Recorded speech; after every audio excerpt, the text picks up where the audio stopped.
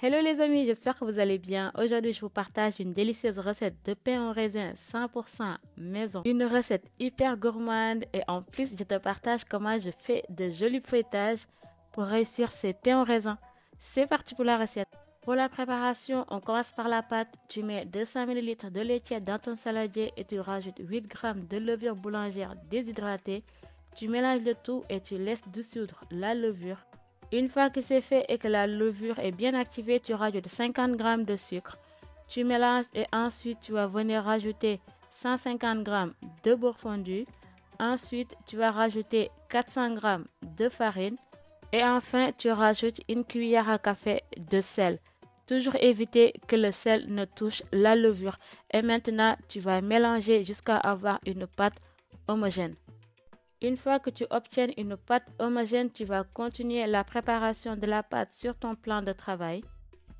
Et ensuite, tu vas venir la pétrir jusqu'à former une boule. J'ai dû pétrir la pâte environ 5 minutes pour qu'elle soit bien moelleuse. Dans cette recette, j'ai utilisé de la levure déshydratée, mais tu peux aussi utiliser de la levure fraîche. Et dans ce cas, tu peux mettre environ 20 g de levure fraîche. Maintenant qu'on a fini de pétrir la pâte, on va la récupérer et on va la remettre dans le saladier. Et ensuite, on va la laisser au repos pendant au moins 1h30. Et pendant ce temps, on va faire la crème pâtissière. Pour la crème, il te faut une gousse de vanille. Pour ma part, j'ai utilisé une gousse de vanille de la marque Savania. Ensuite, je l'ai fendue en deux et ensuite, j'ai récupéré la vanille. Une fois que c'est fait, je viens prendre ma casserole et je mets 300 ml de lait. Et ensuite, je vais venir rajouter la vanille. Et ensuite, je vais porter le lait à ébullition. Et dès l'apparition des premières ébullitions, je vais venir retirer la casserole du feu. Et ensuite, je retire la peau de vanille. Maintenant, dans un autre saladier, tu vas venir mettre 2 jaunes d'œufs. Tu rajoutes 60 g de sucre et ensuite tu vas fouetter le tout jusqu'à avoir une texture blanchissante. Ensuite, tu vas rajouter 30 g de maïzena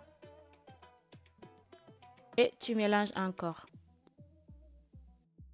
Une fois que c'est bien mélangé, tu vas venir rajouter le lait et tu le fais en deux temps tout en mélangeant entre les deux.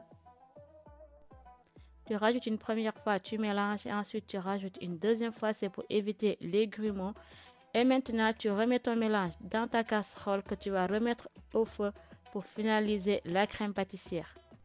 Une fois au feu, tu continues à mélanger jusqu'à ce que ta crème s'épaississe. Et dès l'apparition des premières bulles, la crème elle est prête.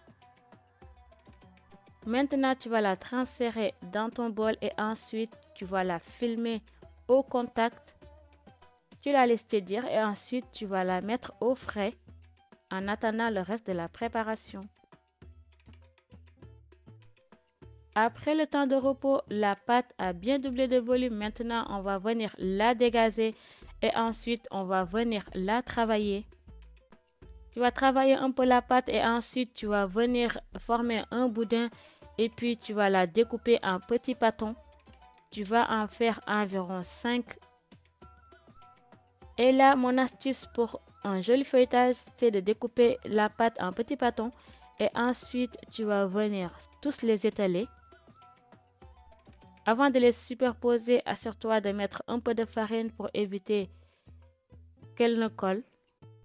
Une fois que tu finis d'étaler tous les pâtons, tu vas venir prendre une assiette et tu vas y étaler ton premier pâton. Je te conseille vraiment de mettre d'abord du film alimentaire avant de poser le premier pâton. Ensuite, tu vas venir prendre 100 g de beurre mou que tu vas venir étaler.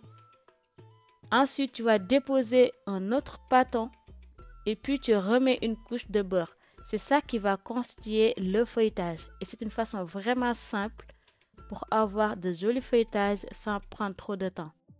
Ensuite, tu vas répéter la même chose avec tous les pâtons, une couche de pâton, une couche de beurre, jusqu'à épuisement. Et j'insiste vraiment, ne mettez pas la pâte en contact avec l'assiette directement. Il faut mettre un film alimentaire car c'était un oubli de ma part. Et une fois que c'est fini, tu vas filmer le tout et tu vas mettre au frais pendant environ 30 minutes. Après 30 minutes, tu vas récupérer ta pâte que tu vas venir étaler sur ton plan de travail. Le fait de mettre la pâte au frais permet de faciliter le travail. Maintenant, tu vas l'étaler de sorte à avoir un carré ou un rectangle. C'est la même chose pour cette recette. Ça ne changera pas grand-chose. Et une fois que tu obtiens à peu près la même taille que moi, tu vas venir prendre ta crème. Je l'ai mélangé un peu pour que ça soit plus facile à étaler. Et ensuite, tu vas venir l'étaler sur la pâte. Tu étales toute la crème pâtissière et ensuite, tu vas venir mettre tes raisins. J'ai mis 100 g de raisins. Maintenant, tu vas venir rouler la pâte en boudin bien serré. Il est vraiment important de mettre la pâte au frais, ça facilite tout le reste. Une fois que tu as ton boudin, tu vas venir couper les extrémités. Et maintenant, tu vas venir couper ton boudin en tranches. J'ai mesuré à l'aide de mon couteau. Il ne faut pas que tes tranches soient trop épaisses. Et maintenant, tu vas rabattre le bout de la tranche vers l'intérieur. Et ensuite, c'est ça qui va former tes pains en raisin. Et tu vas répéter exactement la même chose avec tout le reste de ton boudin de pâte. Maintenant, tu vas les aplatir légèrement et ensuite tu vas les couvrir pour les laisser au repos encore 30 minutes. Et après 30 minutes, tu vas venir prendre un œuf que tu vas mélanger et ensuite tu vas les badigeonner. Et une fois que tu finis de les badigeonner, tu vas les enfourner au four préchauffé à 180 degrés pendant 20 à 25 minutes. Et pour plus de brillance, tu peux utiliser du sirop chaud, c'est 40 g d'eau et 50 g de sucre que tu portes à ébullition. Et ça permet d'avoir un pain plus appétissant. Et donc voilà, nos pains au raisin tout prêts. J'espère que cette recette te plaira.